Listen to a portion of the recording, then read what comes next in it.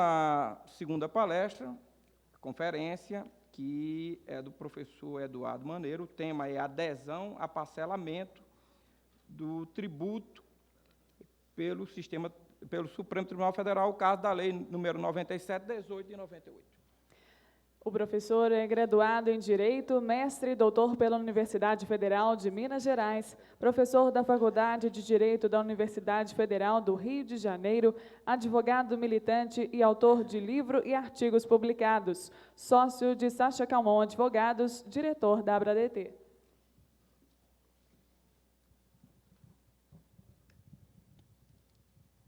Boa tarde a todos. Mais uma vez, é com elevada honra que participo deste congresso da ABRADET, que colocou Minas Gerais no cenário nacional dos grandes eventos de direito tributário. Nós vamos estudar o tema, ou analisar, o tema que foi proposto para a mesa, que é renúncia, transação, confissão de dívida e efeitos da manifestação da autonomia privada do contribuinte, dentro de um contexto que é o da recente declaração de inconstitucionalidade do Supremo Tribunal Federal, do artigo 3º, parágrafo 1º da Lei 9.718, de 98. O caso da inconstitucionalidade desse dispositivo é exemplar para estudarmos o tema proposto, uma vez que a posição do Supremo representou uma mudança no entendimento que havia se firmado no âmbito dos tribunais regionais federais pela constitucionalidade do mal-sinado dispositivo legal. Em razão, então, de um cenário até então desfavorável, grande parte dos contribuintes optou por desistir da discussão, aproveitando as oportunidades que lhes foram oferecidas por esses programas especiais de parcelamento, denominados Refis, PAES e Refis 3 agora. No entanto, a adesão a tais programas especiais ficava condicionada a renúncias, confissões e desistências. São os efeitos de tais atos unilaterais de vontade que pretendemos abordar a partir da perspectiva de uma declaração de inconstitucionalidade superveniente.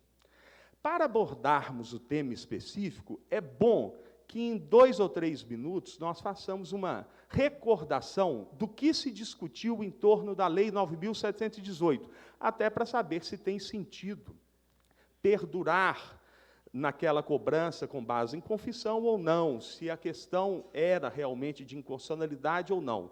Para isso, nós não vamos gastar mais do que 3 minutos.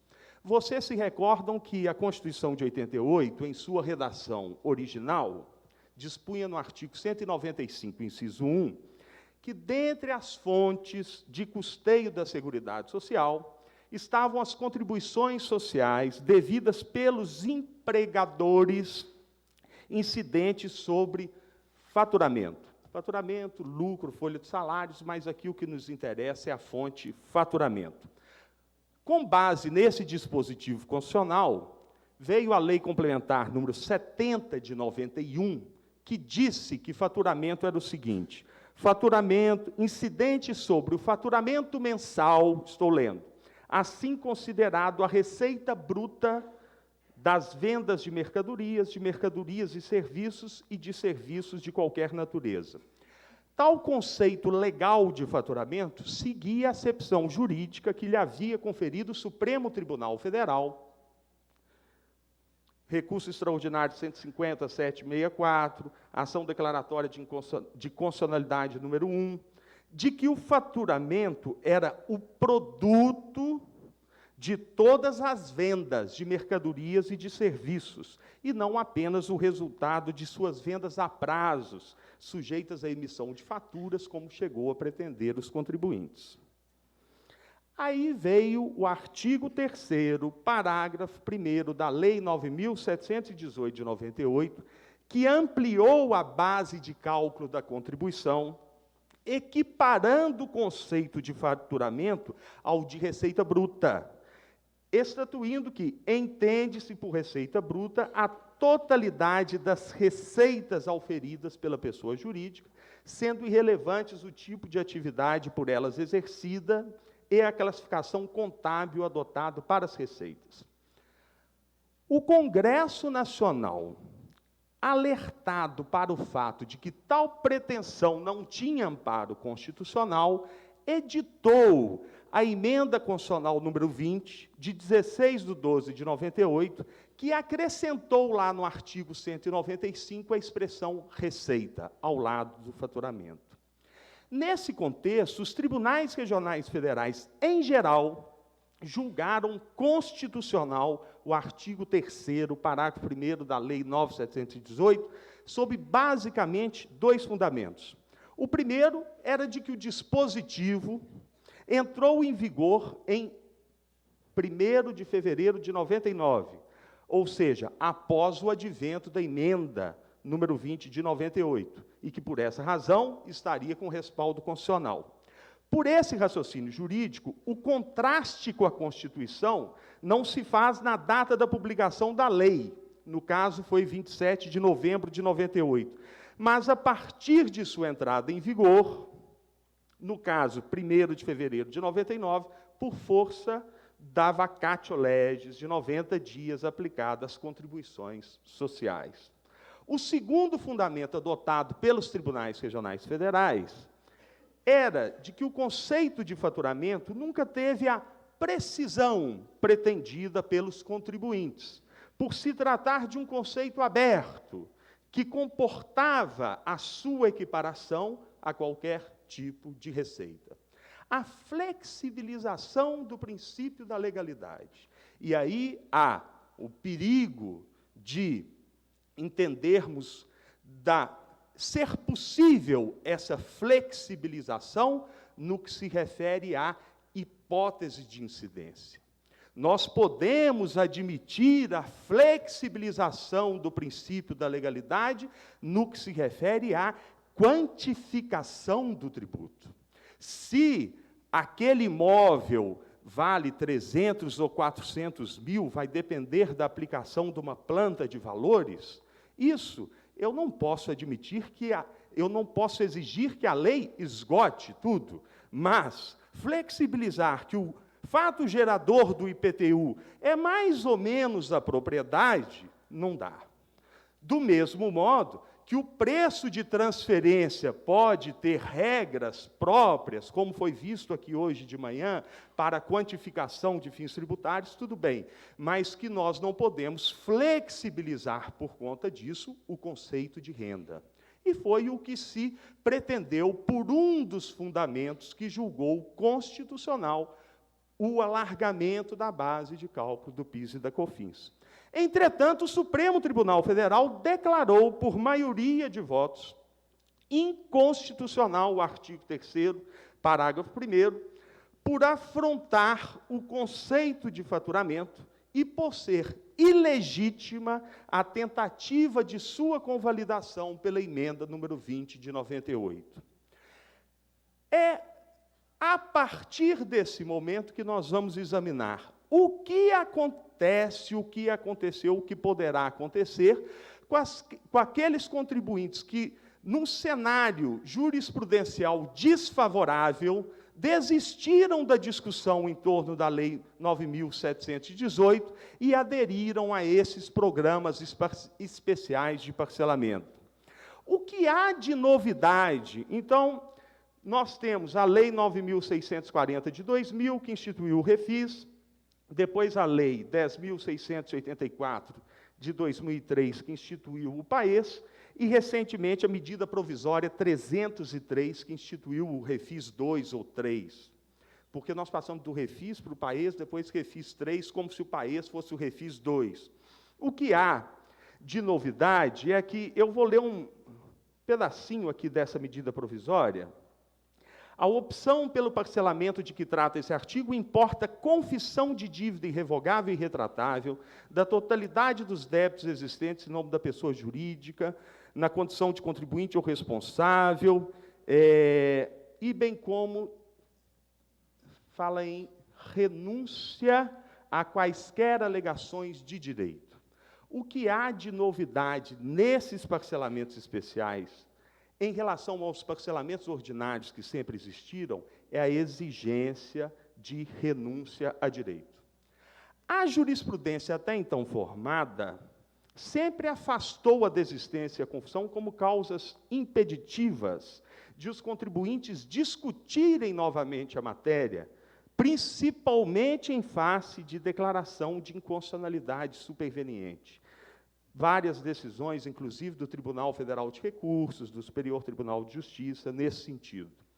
Em relação ao refis e ao país, já há uma decisão isolada no Superior Tribunal de Justiça do ministro Luiz Fux, que defendeu que a adesão ao refis importaria uma novação da dívida, pressupondo a desistência de toda e qualquer ação em que se discuta o débito respectivo. O que nós vamos pretender demonstrar, com todo respeito ao ministro Luiz Fux, é que esse precedente isolado do STJ baseia-se em fundamentos jurídicos equivocados, especialmente por conferir à novação o atributo de ser fonte de obrigação tributária, o que é impossível no nosso ordenamento jurídico. Confissão, renúncia, desistência, tais manifestações unilaterais de vontade devem ser examinadas a partir do entendimento do que temos, do que seja relação jurídica tributária ou a obrigação tributária.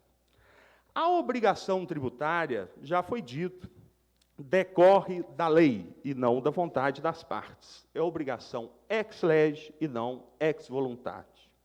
O dever de pagar tributo decorre da ocorrência de um fato no mundo real que estava anteriormente previsto de modo hipotético na lei. Ocorrendo tal fato, a norma sobre ele incide, se dando a fenomenologia da incidência da norma, que o transforma em fato gerador de obrigação tributária. Desta forma, deixando de existir a norma, por força de declaração de inconstitucionalidade, deixa de existir o fundamento da obrigação tributária. Pergunta-se: o fundamento da obrigação pode ser substituído pela coisa julgada, decorrente de uma desistência da ação? Pela confissão irretratável ou pela renúncia a qualquer direito? Entendemos que não, pois nada poderá substituir a lei, norma, como fonte de obrigação tributária. A vontade do sujeito passivo, bem como a vontade da fazenda pública, não pode substituir a lei. Há muita jurisprudência nesse sentido, anterior à questão do refis e do país. A renúncia, que é a novidade desses parcelamentos especiais, significa abrir mão do direito subjetivo que o autor afirmava ter e pretendia fazer valer na ação. É mais do que a desistência, porque a desistência se liga ao processo e não ao direito propriamente dito. A renúncia também difere da confissão, porque esta não se vincula ao direito, isto é, não se confessa direito, mas fatos. O que há em comum entre desistência, renúncia e confissão é que todas são atos unilaterais de vontade. Mas, então, não há nenhuma eficácia essas manifestações unilaterais de vontade? Lógico que há. Quando o fato confessado, por exemplo, tiver por consequência jurídica o nascimento de uma obrigação tributária, ou por outras palavras, quando o fato confessado corresponder a uma hipótese de incidência tributária, a confissão é relevante. Nos demais casos, é irrelevante para o direito tributário. Por exemplo, se o contribuinte confessa que obteve ganhos de capital com a venda de um bem imóvel, tal confissão é relevante. Se o contribuinte confessa que vendeu produtos, mas sem nota fiscal, tal confissão produz consequências tributárias e penais. No entanto, se confessa ter tido renda com algo que recebeu a título de indenização, tal confissão é ineficaz, uma vez que a confissão não tem o condão de transformar indenização em renda. Da mesma forma, será ineficaz se o contribuinte confessar que receita financeira se enquadra no conceito jurídico de faturamento, que é o caso da Lei 9.718. E o que acontece com este contribuinte que, para aderir, desistiu de ações, fez uma coisa julgada em seu desfavor? O que fazer? A possibilidade de se elidir a coisa julgada em matéria tributária parte da legitimação de dois pressupostos. O primeiro é o de que a obrigação tributária é sempre uma obrigação ex lege. O segundo é o reconhecimento de que a declaração de inconstitucionalidade pelo Supremo equivale, em regra, a uma declaração de nulidade ou de inexistência da lei, retirando-a, consequentemente, do mundo jurídico normativo. Ora, se forem legítimas as duas afirmações acima, parece-nos absolutamente impossível que a coisa julgada possa substituir a lei como fonte de obrigação tributária. Mal comparando, é o mesmo que exigir que um contribuinte continue a pagar a COFINS por força de uma coisa julgada, nos termos do artigo 3º, parágrafo 1º da Lei 9.718, mesmo após a revogação do referido dispositivo por outra lei. Ninguém defenderia o absurdo de que a obrigação sobreviveria à revogação da lei por força exclusivamente de uma coisa julgada. Isso porque a fonte exclusiva da obrigação tributária é a lei. E, portanto, a coisa julgada, firmada com base em lei inexistente, seja por revogação ou por declaração de inconstitucionalidade, fica vazia de conteúdo, perde a sua substância. Hoje, os processualistas já se utilizam da expressão coisa julgada inconstitucional para admitir a relativização da coisa julgada material, quando esta afronta valores e princípios constitucionais. Humberto Teodoro Júnior e Juliana Cordeiro de Faria escreveram sobre isso, e vou ler um pedacinho do texto da Humberto Teodoro e da Juliana.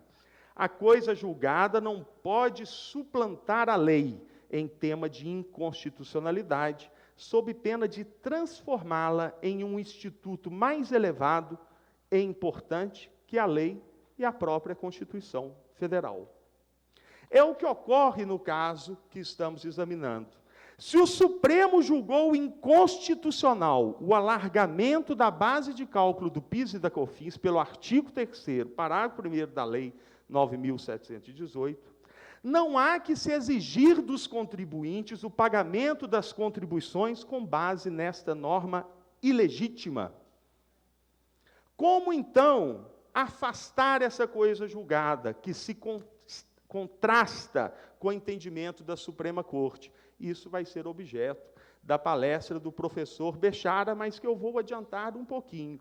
Na minha opinião, temos duas opções. A primeira é a ação rescisória, se a decisão transitou em julgado há menos de 2 anos. A segunda opção é a ação declaratória, de inexistência de relação jurídica entre o contribuinte e a União, afastando-se, anulando-se o julgado com amparo em preceito inconstitucional. Se o contribuinte estiver no prazo para a proposição da rescisória, é melhor se valer dela, para evitar outra frente de discussão. Como está assentado na jurisprudência do Supremo, é cabível a ação rescisória por violação à literal disposição de lei, não se aplicando a súmula 134 e 343 do Supremo Tribunal Federal, se a controvérsia existente na época da decisão rescindenda dizia respeito à constitucionalidade da lei.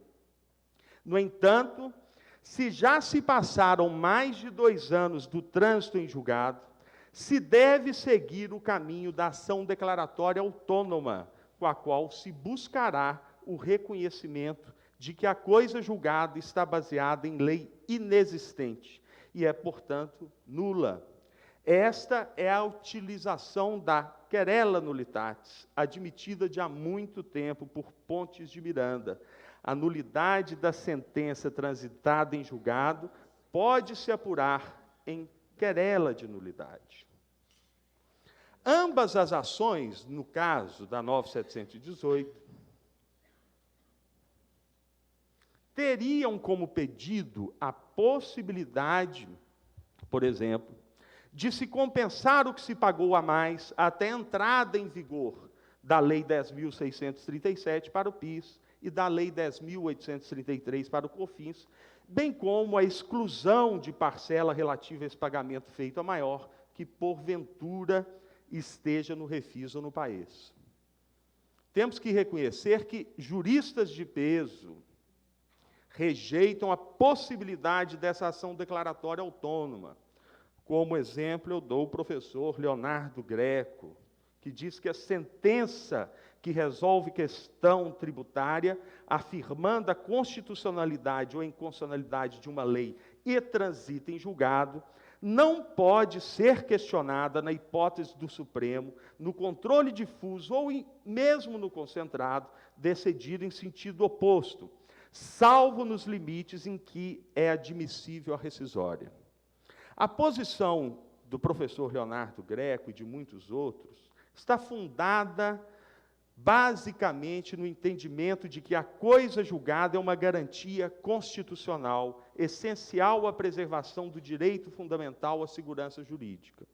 Ocorre que, ao defendermos uma posição mais flexível, não estamos diminuindo a coisa julgada, mas apenas reconhecendo a força da declaração de inconstitucionalidade sobre a lei que é fonte de obrigação tributária.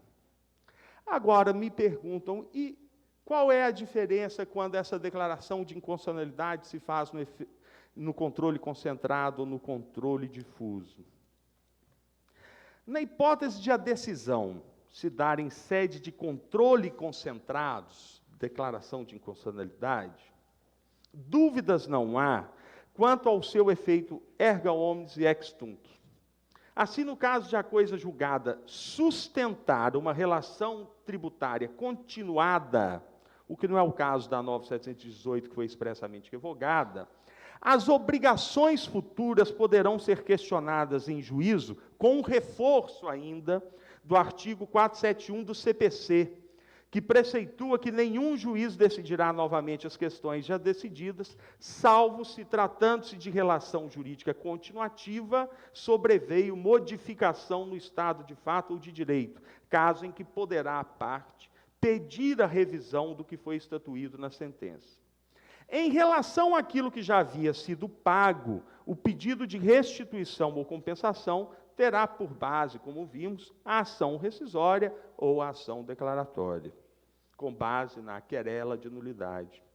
Nos casos em que não houver coisa julgada desfavorável, o contribuinte fica com a declaração de inconstitucionalidade no controle concentrado, inteiramente desobrigado do pagamento futuro do tributo, independentemente de qualquer ação, podendo ainda entrar em juízo para pleitear o que pagou indevidamente no passado. No entanto, quando a declaração de inconstitucionalidade se der em sede de controle difuso, cujos efeitos se operam entre as partes do processo, o contribuinte se valerá do precedente do Supremo para tomar, basicamente, as mesmas medidas mencionadas anteriormente para afastar a coisa julgada inconstitucional. É equivocado pensar que somente a declaração em controle concentrado legitima o contribuinte a ingressar em juízo. A grande diferença é que, na hipótese de inexistir coisa julgada, o contribuinte, se quiser cessar de imediato o pagamento, deverá entrar em juízo, medida esta dispensável nos casos de declarações de inconstitucionalidade dotadas de efeito erga omnes. Em suma, a força da declaração de inconstitucionalidade de uma norma tributária, seja pelo controle concentrado ou pelo controle difuso, se sobrepõe à coisa julgada e a qualquer manifestação unilateral de vontade do contribuinte em sentido contrário. Em poucas palavras, esta é a mensagem que eu gostaria de deixar aos senhores e aguardo a complementação para a fase dos debates e, mais uma vez, agradeço.